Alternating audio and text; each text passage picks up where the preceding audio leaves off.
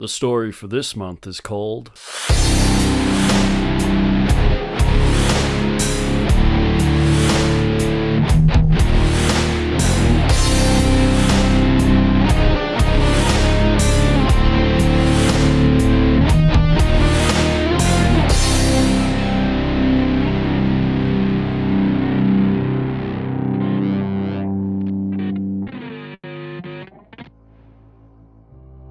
Leadvein stepped out of the icy darkness into the gentle glow of the street. His eyes adjusted and settled on a blue haze that pressed against a pair of dead trees on the left-hand side of an old, decaying house. He moved silently to the side of the house and found that the blue light came from a square window high up in the wall. He lifted himself up and through head first. With a quick glance left and right, he could see there was no one nearby. The stovetop was still warm, and to the left, the edges of fry pans and pots reflected the blue light. His flat, abrasive palm met the sun-faded benchtop, then the cupboard, as he lowered himself to the floor. He stood inches taller than the doorways. Thick black boots the size of anvils covered his feet. His wide expanse of a body was cloaked in black. The blue light cast a line across his oily, back-slicked hair, and his mouth was hidden behind a chest-long beard. Only his ballooning cheeks and unflinching eyes remained uncovered. He sniffed, and wrinkles formed across the spotted wall of his forehead as a pungent scent cut his airways. Unwanted sex. His hands squeezed into fists momentarily. The blue glow came from the living room, but there was something else. Something that sounded to Leadvein like a saw slowly eating its way through wood. Low and slow, he moved towards the living room. In a ripped, checkered armchair in front of a murmuring TV box sat a snoring man. Leadvein circled around him in perfect silence. The man was skinny to the point of anorexic, and it seemed that life had been sucked from his face. His eyes were closed and bulging, and there was a grey quality to his skin which hugged his bones. A belt set loosely around his tattooed right arm at the elbow. Leadvein put a hand on either side of his head and twisted. It was effortless and procedural. He stared towards the rear of the house and could make out a staircase covered in torn carpet and a hall to the right of it. The walls, or what he could see of them, were chipped and peeling. For a moment, he closed his eyes and focused on his hearing. There was a light squeak at the end of the hall. He moved towards it. There was a thin yellow strip of light coming from underneath a closed door. The air grew warmer the closer Leadvein got to it, and the scent of bodily fluids intensified. His thick brow hardened.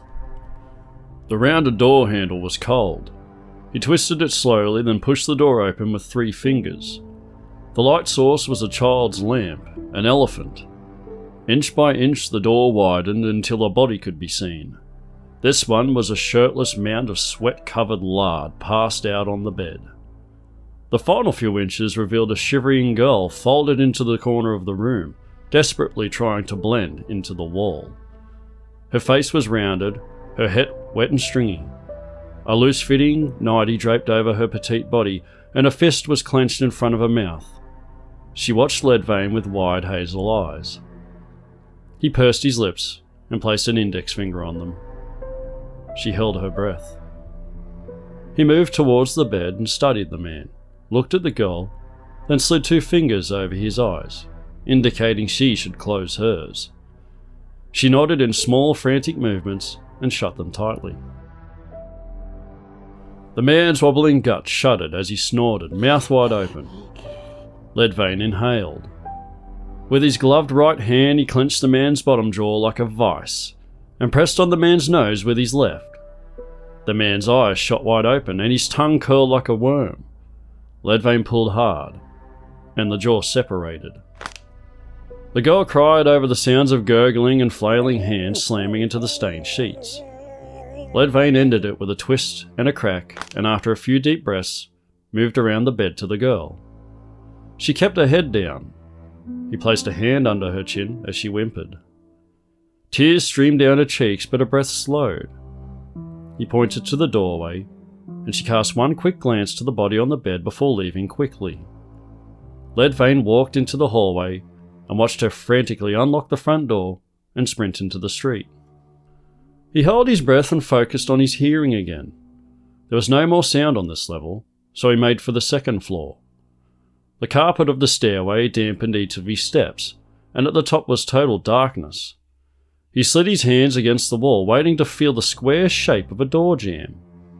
The first one he came to surrounded a door that was locked, but another on the right was completely open. Further down, past the railing above the stairs, you could hear the whoosh of a running tap from behind a third door. The familiar scent from downstairs had returned. From a pouch on his waist he produced a small LED torch, which he flicked on with a hand over the end. Only a circle of light could be seen, and it was enough to make out another girl laying on a bed through the open doorway. She looked no older than the one from downstairs. Leadvein brushed his hand against her cheek. Her eyes opened and widened at the sight of him. Her breath accelerated. Leadvein shook his head and guided her off the bed and into the hall with a gentle touch. She disappeared down the stairs quickly and quietly. Leadvein moved deeper into the room. He checked the opposite side of the bed and found a used condom on the floor. What? Came a gravelly murmur from the hallway. The noise of the running tap had stopped. Leadvein clicked the torch off, put it away, and waited at the foot of the bed. Damn it, you little slut. How fucking dare you leave me? The man stepped into the room. He was almost as large as Leadvein and had a wiry grey beard. Fucking little cunt. Leadvein's hand closed around his throat, squeezing tightly, crushing his larynx. The man threw a flailing jab into his chest that did nothing. He tried again, twice more, harder each time, but no more effective. The other arm moved, wobbled a bit, then swung. A bottle collided with Leadvein's head, sending bells ringing through his brain. He loosened his grip and staggered momentarily. The man threw another punch into his cheek, then his nose. His cheek again. Leadvein could taste blood through the thick moustache of his beard. He threw a right hook, but the man moved to the side, kicked him behind the knee and brought him down. Another shot to the cheek, then the nose again. One more thunderous hit to the cheek, and another coming for the nose. Leadvein gripped the man's wrist mid-swing, then hooked the back of his neck with the other hand. He threw his weight backwards and sent the man face first into the door jamb. There was now blood on Leadvein's arm. He did it again, this time into the wall. On his feet now, he lifted the man by his pants and tank top and sent his knee ruthlessly into the man's face. The man fell to the ground, groaning. The noises stopped when Leadvein's anvil boot came down on his head and ended him with a distinct crunch. Leadvein moved into the hallway again and looked towards the bathroom, then the locked room opposite the staircase. The only sound he could make out was the white noise whoosh of cars on the highway a few clicks away. No more movement in the house, and only one more room. In the dark, he felt his way to the locked door, then freight trained his way in, sending pieces of splintered door jamb across the carpeted floor. Flashlight in hand, he pointed it around the room, ready to see another drugged-out, rubber-skinned creature, but there was nothing like that. In the circle of light was the face of a blue-eyed, blonde-haired boy. Leadvein hit the light switch quickly and the room lit up. The boy stood in a cot too small for his age, staring up at the giant in black. There was nothing around the boy, no toys, no bed, just the cot. Leadvein frowned, looked out the door to the stairwell, then back to the boy. The eyes of the boy were wide and pleading. He reached up, arms extended as far as they'd go. Leadvein turned off the torch, put it away, and lifted the boy to his chest. Come on, he whispered to the boy, and gently carried him out of the house and into the night.